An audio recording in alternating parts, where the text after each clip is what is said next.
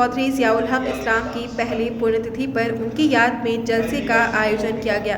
इस कार्यक्रम का आयोजन हजरत Mohani education social and welfare society के तत्वाधान में किया गया। सोसाइटी के सचिव गुफरान अहमद चांद ने बताया कि चौधरी ज़ियाउल हक इस्लाम के समाज के प्रति किए गए कार्यों को कभी भुलाया नहीं जा सकता है। उन्होंने पिछले 40 से 45 सालों में जो समाज के कई कार्य किए हैं, खासकर सामाजिक और नैतिक कार्य किए हैं, जिसकी वजह से हम उनको याद कर रहे हैं। वो राष्ट्रवादी समाजवादी पार्टी के राष्ट्रीय अध्यक्ष भी थे और समाज को एक साथ लेकर चलने की उनकी मंशा भी हमेशा रही है। मंच पर सभी धर्मों के लोगों को बैठा के आज उनकी सोच को हमने मंच पर साकार भी किया। कार्यक्रम में बतौर मुख्य अतिथि सुप्रीम कोर्ट के वकील महमूद प्राचा जी उपस्थित रहे।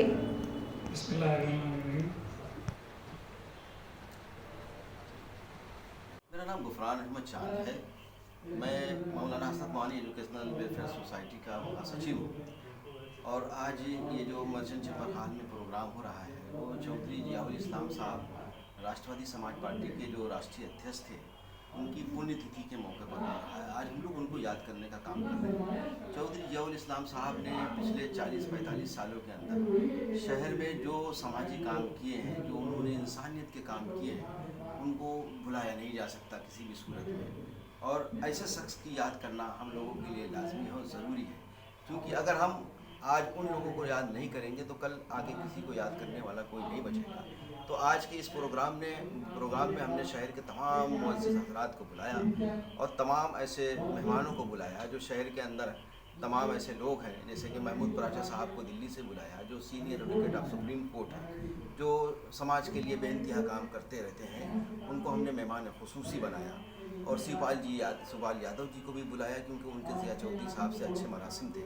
इसी के साथ हमने उस मंच के ऊपर एक गुलदस्ता बनाया जिसमें हिंदू, मुस्लिम, सिख, ईसाई, बौद्ध, पारसी सब लोग बैठे हुए हैं। और ज़िया भाई की ये सोच थी कि कानपुर शहर के अंदर सारे मज़ाहिब के मानने वाले लोगों को साथ लेकर काम किया जाए और समाज के उत्थान के लिए, उसकी फलाह बहबूदी के लिए काम किया जाए। तो आज अल्हम्दुलिल्लाह हम कामयाब हो गए हैं कि हमने आज उनकी पहली पुण्यतिथि के मौके पर, पहली बरसी के मौके पर उनको याद किया और शहर के तमाम मुअज़्ज़िज़ीन हज़रात ने अपना वक्त फारिग करके यहाँ पर शिरकत की।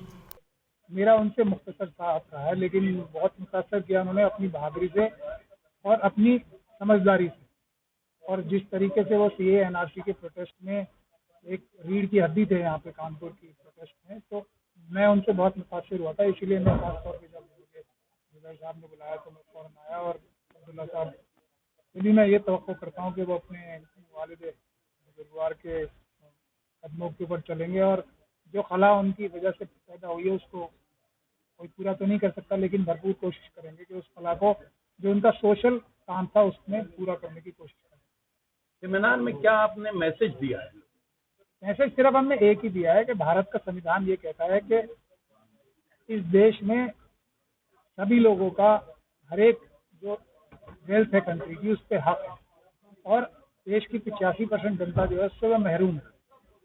तो उस हक को जिससे महरूम है 85% जनता, हमें सबको एक होना पड़ेगा और अपना हक जो है वो लेना पड़ेगा। उसके लिए सबसे पहले एससी, एसटी और माइनॉरिटीज को इकट्ठा होना पड़ेगा और ओबीसी समाज के लोगों को उनके साथ आना पड़ेगा।